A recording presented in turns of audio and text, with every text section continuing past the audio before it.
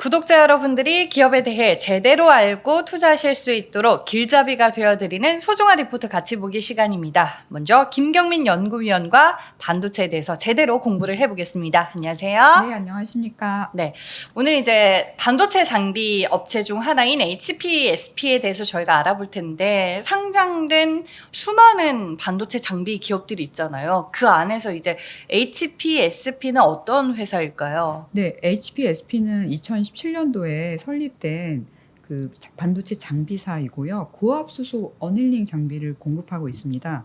어닐링이라는 건 어떤 에너지를 가해서 그 부분의 문제를 해결해주는 상처를 치료하는 것을 어닐링이라고 합니다. 설립 직후에는 풍산으로부터 반도체 공정장비 사업 부문을 양수하면서 본격적인 사업 기반을 구축을 했고 2022년 7월에 코스닥 시장에 상장했습니다. 현재는 전체 매출 중에 고압수소 어닐링이 약 90%를 차지를 하고 있습니다. 그럼 이 반도체 제조 과정에 있어서 어닐링 장비가 어떤 역할을 하는 건가요? 네, 어닐링은 반도체 제조 과정에서 웨이퍼 내부의 반도체 소자들이 더 잘 작동하도록 도와주는 그런 열 처리 과정이다라고 할 수 있습니다. 구체적으로 세 가지 목적이 있는데요. 첫 번째는 뭔가 그 전 공정에서 발생했던 미세한 압력이나 손상 이슈를 해결해 주고요. 그래서 그 부분을 안정화시켜 주고, 두 번째로는 웨이퍼에 의도적으로 뭔가 그 전기가 잘 흐르게 하기 위해서 불순물을 주입을 하거든요. 그 불순물들이 자기 기능을 잘할 수 있도록 활성화시키고, 세 번째로는 이 반도체에 굉장히 많은 층들이 있습니다. 이 층과 층 사이의 경계면을 저희가 계면이라고 하는데, 이 경계면에 문제가 많아요. 그래서 이거를 계면 결함이라고 하는데요. 계면 결함을 줄여서 전류가 원활하게 잘 흐르도록 합니다. HPSP는 특히 10나노미터 이하의 초미세 공정에서 이러한 역할을 잘 수행하고 있습니다. 네, 어찌 보면 이제 반도체 쪽에서 성능이나 수율을 결정짓는데 아주 좀 중요한 역할을 한다라고 정리를 해볼 수 있겠습니다. 올해 실적을 전망하기 앞서서 지난해 실적은 좀 어땠을까요? 네, 2024년에는 1,810억 정도의 매출이 발생을 하면서 전년 대비 1.3% 증가했고요. 영업이익은 939억으로 영업이익률이 50%가 넘습니다. 그 사실 2024년에는 반도체 투자 설비 여파는 굉장히 안 좋았습니다. 그러나 이 이제 미세 공정용 어닐링 장비가 워낙 많이 필요하다 보니까 1, 2, 3, 4분기에 모두 계속 흑자를 유지하면서 업황 대비 비교적 안정적인 수익 창출 능력을 보여주었습니다. 네, 지난해 실적 저희가 먼저 체크를 해봤고요. 반도체 장비 업체들과 차별화되는 이제 경쟁력, 그러니까 투자 포인트로는 어떤 점들을 눈여겨봐야 될까요? 네, 세 가지를 꼽을 수 있을 것 같아요. 첫 번째로는 어닐링도 나름 기술 패러다임이 바뀌고 있습니다. 예전에는 빨리 열을 가해서 어닐링하는 RTP라는 게 있었고, 퍼니스 어닐링이라는 게 있었는데, 이게 이제 미세 공정에서는 좀 잘 맞지 않습니다. 그래서 HPSP는 이러한 구조적인 한계를 극복하면서 이제 몇 나노미터의 미세 공정에서도 효과적으로 적용 가능하고요. 두 번째로는 아시아 주요 고객사와 우호적인 관계를 수립하고 있고, 또 글로벌 설비 투자 확대의 직접적 수혜를 받고 있습니다. 그 아시아의 주요 파운드리 업체들이 미국의 애리조나나 아니면 일본의 구마모토 또는 대만의 타이난에서 대규모 설비 투자를 진행하고 있는데, 이 중 상당수가 대부분 10나노미터 미만의 선단 공정입니다. 그리고 세 번째로는 고객사 다변화를 통해서 안정적인 성장 기반을 확보하고 있습니다. 사실 상장 직전만 해도 파운드리 업체들 대상으로 매출이 많이 났는데요. 지금은 메모리 반도체 분야에서도 절반 이상의 매출이 발생하고 있습니다. 네, 그렇군요. 최근 들어서 이제 6월 들어서 시장 안에서 반도체 장비주 내에서 이제 일부 종목들의 주가 흐름이 또 상당히 견조한 걸로 알고 있는데 HPSP의 밸류에이션 다른 동종업계 회사들과 비교했을 때 어떤 수준일까요? 네, 높은 편입니다. 그래서 2025년 추정 실적 기준 PER이 22.7배예요. 그래서 물론 전년도에 25배보다는 낮아졌지만 그 다른 어닐링 장비 업체들과 비교하면 좀 상대적으로 높은 편이고요. 이제 이 업종의 글로벌 회사들로는 이제 비코라는 회사가 있고, 또 한국 회사 중에 이오테크닉스가 있는데, 비코나 이오테크닉스보다도 좀 높은 편입니다. 아마 이제 어닐링의 방식은 좀 다른데 HPSP가 공급하는 고압 수소를 쏘아주는 어닐링이 이 특수 분야에서 독보적인 시장 위치를 차지하고 있기 때문에 밸류에이션이 상대적으로 높은 것 같습니다. 네. 지난해는 이제 반도체 쪽에 투자 설비가 좀 아쉬운 부분이 있었다라고 말씀을 해주셨는데, 제가 알기로는 올해 하반기에 좀 투자 설비와 관련된 모멘텀이 좀 존재하는 걸로 알고 있거든요. 올해 실적은 좀 긍정적으로 볼 만한 요소들이 있을까요? 네, 올해 매출은 저는 2천억 정도로 보고 있어요. 그래서 전년 대비 한 10% 이상 증가하는 것이고요. 영업이익은 1천억 정도로 보고 있습니다. 그 설비 투자 자체는 사실 2년 전에 정말 안 좋았는데 지금은 점진적으로 회복하고 있고, 전방 반도체 업황은 사실 이제 인공지능 중심으로 좋긴 하지만 나머지 업황도 정말 바닥으로 너무너무 안 좋았다가 지금 조금씩 회복하고 있는 것 같아요. 그리고 주요 고객사들도 신규 장비 주문을 늘릴 것으로 기대가 되고 있어요. 그래서 전반적으로 올해 매출은 2천억 정도, 영업이익은 1천억대 초반으로 예상을 하고 있습니다. 네, 알겠습니다. 올해 실적까지 저희가 체크를 해봤고요. 투자자분들이 혹시 이제 주의해야 할 리스크 요인이 있다면 뭘까요? 네, 그게 어떻게 보면 이 회사 특징하고 연결돼 있는데요. 첫 번째로는 아직까지는 고객사가 엄청 많지 않습니다. 사실 저희가 어떤 반도체 장비사들 보면은 전 세계 모든 반도체 제조사가 저희의 고객사예요. 막 이렇게 말하는 장비사들이 있거든요. 근데 아무래도 이제 이 회사가 만드는 장비가 그 최첨단 초미세 공정 위주로 적용되다 보니까 전 세계 반도체 제조사가 다 이 장비를 필요로 하는 건 아니에요. 그래서 그 상장 당시에는 고객사가 좀 이제 몇 곳 정도였는데 이게 점점 확대되고 있거든요. 그래서 그 리스크 요인은 만약에 고객사 확대되는 속도가 느리다면 이게 첫 번째 리스크일 수 있고, 두 번째로는 제가 조금 전에 말씀드린 것과도 연관이 있는데 첨단 공정 쪽 매출 비중이 굉장히 높아요. 그래서 만약에 10나노미터 이하의 첨단 미세 공정 설비 투자가 많으면 좋지만, 만약에 미세화가 좀 더뎌진다거나 지연이 되면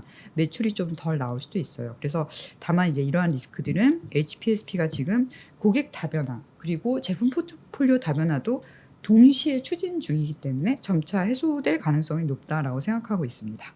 네, 오늘 저희가 이제 HPSP라는 기업에 대해서 분석을 해보고 있는데, 투자자분들이 이거는 좀 가장 중요하게 생각했으면 좋겠다라고 생각하시는 이제 연구위원님만의 포인트, 그리고 이 기업에 대한 평가 들어보도록 할게요. 이 회사는 한마디로 말씀드리면 미세화 수혜주인 것 같고요. 사실 반도체는 미세화를 절대 포기할 수 없는 것 같아요. 그래서 그 이제 미세화가 되면서 어닐링 기술도 점점 이제 진화하는데 그 기술 진화의 패러다임 전환을 주도하고 있습니다. 그리고 이제 고압수소 어닐링은 원래 이제 논문으로만 존재하던 고급 기술인데 이게 이제 양산에 적용이 되고 있는 거거든요. 그래서 이제 상장 당시에는 뭐 매출 고객사의 포트폴리오라던가 아니면 지금 현재도 매출이 나오고 있는 장비의 종류가 좀 한정적이긴 한데, 앞으로 고객 다변화, 신규 수주 확대 그리고 장비 포트폴리오도 확대되면은 아까 제가 말씀드렸던 리스크들이 좀 감소할 수 있을 거다라고 생각하고요.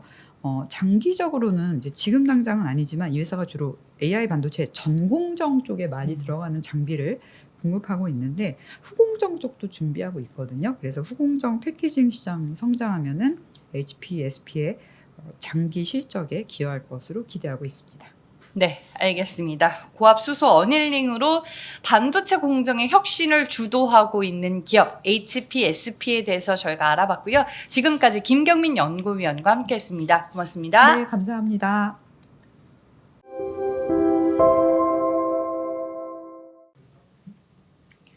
소중한 리포트 같이 보기, 이어서 박성순 연구위원과 함께하겠습니다. 안녕하세요.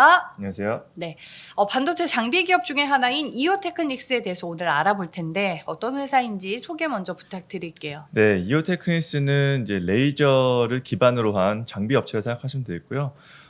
주로 뭐 반도체, 디스플레이, 2차 전지, 뭐 PCB를 전방 시장으로 하고 있다라고 보시면 되겠습니다. 그래서 전방 시장 기준으로는 반도체가 한 55%로 가장 큰 시장이기 때문에 시장에서는 주로 이제 반도체 장비 업체라고 생각을 하고 있고요.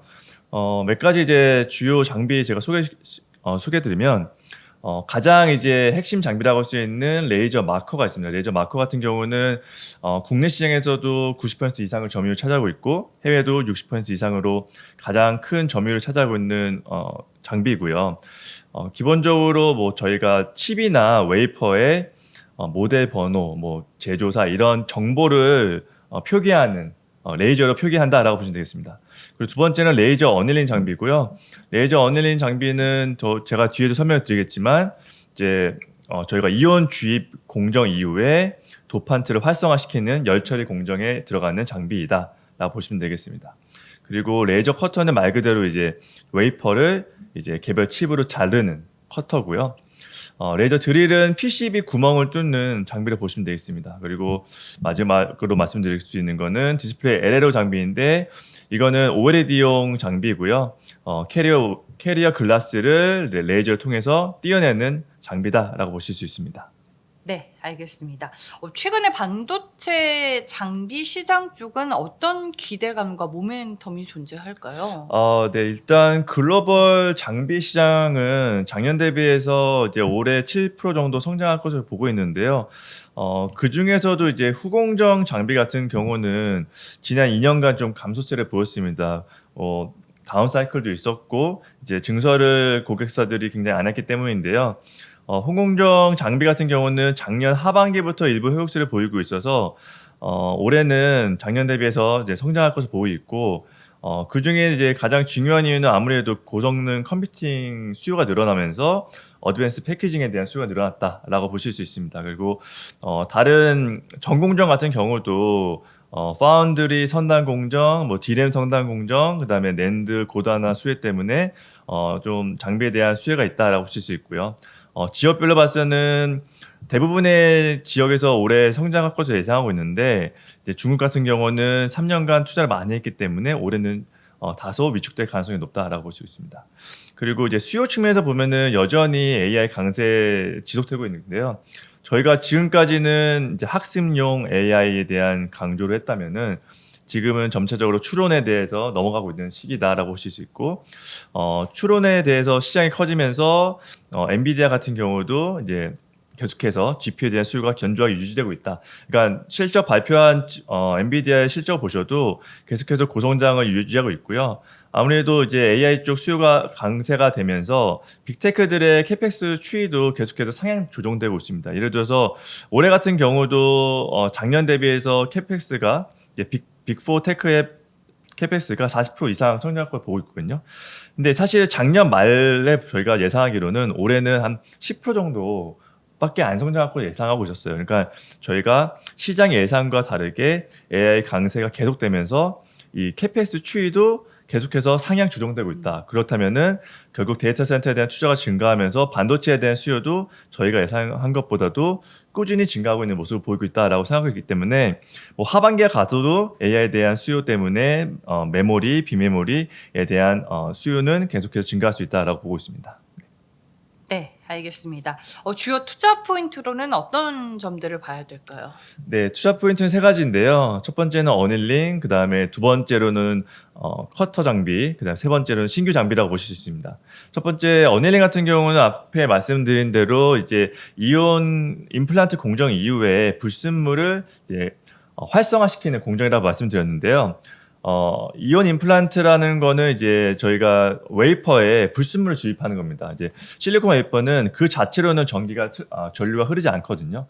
그래서 전류가 흐를 수 있는 상태를 만들기 위해서 불순물을 주입해 주는데 강한 이온 에너지를 투입해서 불순물을 집어넣다 보니까 그 안에 있는 이제 웨이퍼의 결정이 약간 손상이 돼요. 그래서 저희가 이 어닐링이라는 공정, 그러니까 열 처리 공정을 통해서 다시 이거를 손상을 복구시켜 주거든요.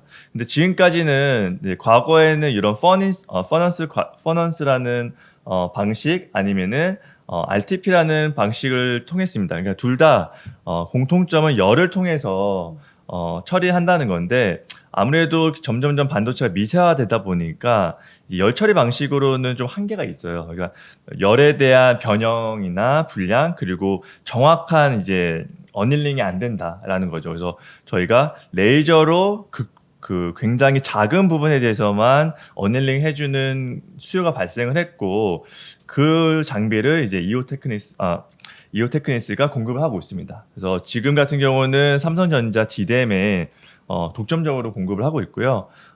이제 미국 업체로도 지금 평가 진행 중이기 때문에 좀 고객사 다변화를 좀 예상이 되고 있는 상태이고 수요처 같은 경우는 점점점 이제 하이브리드 하이브리드 본딩에 대한 수요가 늘어난다고 시장에서 예상하고 있잖아요. 예를 들면은 HBM 갈수록 하이브리드 본딩이 증가할 수 있고 지금은 낸드에서도 하이브리드 본딩을 쓰고 있거든요. 하이브리드 본딩 가면은 이제 구리와 구리 접합을 하기 때문에 여기서도 레이저 어닐링에 대한 수요가 증가할 수 있다라고 보셔서 고객사 다변화뿐만 아니라 적용되는 공정도 좀 증가할 수 있는 그림이 있다라고 생각할 수 있습니다. 그리고 두 번째 같은 경우는 그루빙 장비인데요. 이제 그루빙 장비라는 거는 커터 장비의 하나입니다. 그러니까 저희가 웨이퍼를 이제 칩 단위로 자르는 데는 지금까지 뭐 굉장히 클래식한 방법으로는 그라인딩, 그래서 그라인딩을 통해 이후에 이제 블레이드로 자르는 방식이 있어요. 그러니까 다이아몬드가 들어간 블레이드로 자르는데 그렇게 물리적으로 자르다 보면은 아무래도 이제 깨질 수가 있잖아요. 네. 그래서 그런 깨짐을 방지하기 위해서 이제 레이저 다이싱이라는 방식을 최근에는 사용하고 있습니다. 근데 레이저 다이싱의 방식도 좀 나누다 보면은 세 가지 정도로 나눌 수 있어요. 그래서 첫 번째는 그루빙인데요. 그루빙 같은 경우는 이렇게 제가 이 그림에 표시를 했지만 레이저로 일단 홈을 냅니다. 홈을 내고 반쯤 자른 다음에 이제 블레이드로 마지막에 자르는 게 그루빙이라고 보시면 되겠고요. 두 번째 같은 경우는 스테이스 다이싱인데요. 스테이스 다이싱은 레이저를 웨이퍼에 쏴서 안쪽에다 크랙을 낸 다음에 아래에 있는 받침대가 넓어지면서 이제 딱 당기면서 잘라지는 거고요. 마지막으로는 쉽게 말씀드리면 이제 레이저 풀커팅은 레이저로 다 자른다라고 보실 수 있습니다. 그래서 그루빙 같은 경우는 아무래도 이제 비메모리에서 많이 사용되고 있고 스테이스 다이싱은 메모리에서 많이 사용되고 있는데요. 올해 좀 기대할 수 있는 거는 그루빙 쪽에서 좀 수요가 많이 증가할 수 있다라고 볼 수 있습니다. 특히 이오 테크닉스 같은 경우가 이제 피코세컨드랑 femto세컨드 레이저 기술에 대해서 좀 앞서 있거든요. 그러니까 이 femto세컨드나 피코세컨드는 이 레이저의 그 쏘는 시간이 굉장히 짧아지는 거거든요. 네. 점점. 그래서 이 짧아지는 레이저 쏘는 시간에 대해서 이오 테크닉스가 더 미세한다고 제가 표현할게요. 그럼 미세한 레이저를 쏠 수 있는 기술에 대해서 굉장히 앞서 있는데 예를 들어서 이제 피코세컨드 같은 경우는 애플의 M4 칩에 지금 적용이 되고 있고 새로 나오는 M5에는 femto세컨드 장비가 적용될 것으로 보이고 있습니다. 그래서 이런 장비들은 아무래도 오사트 업체 통해서 나가는 상태이고 올해 같은 경우도 또 추가적으로 장비에 대한 수요가 있다라고 보시면 되겠고요. HBM도 피코세컨드 커팅에 대한 장비가 사실상 공급이 될 거로 보고 있습니다. 그래서 2023년도 기준으로 100억대 초반의 커터 장비 매출이 보였는데 작년에는 200억 초중반이었고요. 올해도 2배 이상 성장할 수 있어서 매년 2배 정도 성장하는 아이템으로 성장했다라고 보실 수 있습니다. 마지막 같은 경우는 이제 신규 장비인데 이건 디본더입니다. 디본더는 저희가 패키징 공정을 위해서 웨이퍼를 이제 캐리어 웨이퍼에 부착을 하거든요. 근데 부착을 한 이후에 공정이 끝나면 다시 띄어내야 되잖아요. 그래서 아까 말씀드린 디스플레이 LLO 장비랑 좀 비슷하다 보시면 되겠는데 이 웨이퍼에 붙인 캐리어 웨이퍼에 열을 가함으로써 이제 띄어내는 공정이다라고 보실 수 있습니다. 그래서 이거를 레이저로 하는 방식이 지금 사용되고 있고 해외 오사트랑 파운드리 업체로 공급이 되고 있습니다. 그래서 일본 경쟁사 대비 좀 낮은 가격으로 공급을 하고 있기 때문에 시장 점유율 확대가 가능하지 않을까라고 보고 있고요. 향후에는 이제 PAP 시장 좀 개화되면은 국내 고객사로도 공급 확대가 가능하다라고 생각하고 있습니다. 네. 주요 투자 포인트를 들어보니까 일단 실적 측면에서도 기대할 만한 요인들이 있을 것 같은데 올해 실적은 성장을 좀 기대해봐도 괜찮을까요? 네, 맞습니다. 작년 같은 경우는 뭐 고객사 투자가 많이 없었기 때문에 매출액이 1% 정도 성장했는데 올해의 저희의 추정치는 매출액은 3,796억으로 18% 정도 성장 예상하고 있습니다. 말씀드린 대로 레이저 어닐링 장비 같은 경우는 D램이 미세화되면 수요가 있고요. 거기다가 이제 HBM과 낸드 하이브리드 본딩 적용되면은 공정 적용이 확대가 된다. 그리고 아까 말씀드린 미국 고객사로 다변화가 이루어질 수 있기 때문에 올해는 어닐링 장비에 대한 성장 예상되고 그루빙 장비는 아까 말씀드린 오사트 업체 그리고 HBM 향으로 공급 증가가 되기 때문에 작년 대비 2배 매출 성장 예상됩니다. 그리고 사실 그루빙 장비는 고객사 도입 속도에 따라서 추가적으로 실적 업사이드 충분히 가능하고 있기 때문에 저희가 예상한 것보다 좀 더 나올 수 있다고 보고 있고요. 마지막으로 제 이제 캐시카우라고 볼 수 있는 레이저 마커는 성장성 크지 않지만 그래도 HBM과 2나노 비메모리 관련 수요가 있기 때문에 꾸준히 매출이 나온다라고 볼 수 있습니다. 그리고 수익성 측면에서는 매출이 확대되고 상대적으로 이제 반도체 장비가 마진이 좋거든요. 그래서 반도체 장비 매출 비중이 증가하면서 작년보다 좀 더 개선된 OPM은 17% 예상하고 있습니다. 네, 알겠습니다. 최근에 시장에서 일부 반도체 소부장 종목들의 주가 흐름이 상당히 또 견조한 걸로 알고 있거든요. 이오테크닉스의 밸류는 어떤가요? 네, 현주가 수준으로는 2025년 PER 32배 정도 지금 현주가가 형성이 돼 있고요. 히스토리컬하게 보면은 중하단 정도 위치에 있습니다. 피어 업체는 사실 레이저 장비로 업체를 선정했는데 컨센서스가 존재하지 않는 업체가 많기 때문에 단순한 비교는 좀 어렵습니다. 그리고 히스토리컬하게 봐도 이제 이오테크니스가 항상 높은 밸류를 좀 받아왔습니다. 그 이유는 이제 어닐링 장비에 대한 뭐 기대감 그리고 계속해서 신규 장비를 시장에 내놓으면서 이제 매출의 상승을 이어왔다는 점이 좀 밸류에이션에서 프리미엄을 받아왔다라고 보고 있는데요. 이제 주가전 측면에서 보면은 이제 작년 같은 경우에 HBM용 레이저 어닐링이랑 그루빙 장비에 대한 기대감이 좀 과도하게 좀 반영이 돼서 2024년 초에 주가가 좀 급등한 이후에 삼성전자가 HBM에서 계속 고전하면서 고밸류 부담으로 이제 주가가 많이 빠졌습니다. 근데 올해 같은 경우는 고객사가 좀 다변화될 수 있고 이제 신규 장비 디본더도 시장에 진입할 수 있는 상태이기 때문에 전반적으로 좀 신규 장비 플러스 실적 성장이 예상돼서 저는 이제 더 이상 이제 그러니까 밸류에이션 측면에서는 하방은 좀 있다라고 보고 있고요. 향후에 이제 유리기판 같은 경우에 이제 동사의 레이저 장비에 대한 공급 가능성이 있기 때문에 유리 기판 시장이 열리면 밸류에이션 확대 여지도 충분히 있다라고 생각하고 있습니다. 네, 추가적으로 유리 기판 모멘텀까지 기대해 볼 만한 시점이다라고 코멘트를 해주셨습니다. 투자에 참고할 만한 리스크 요인은 뭐가 있을까요?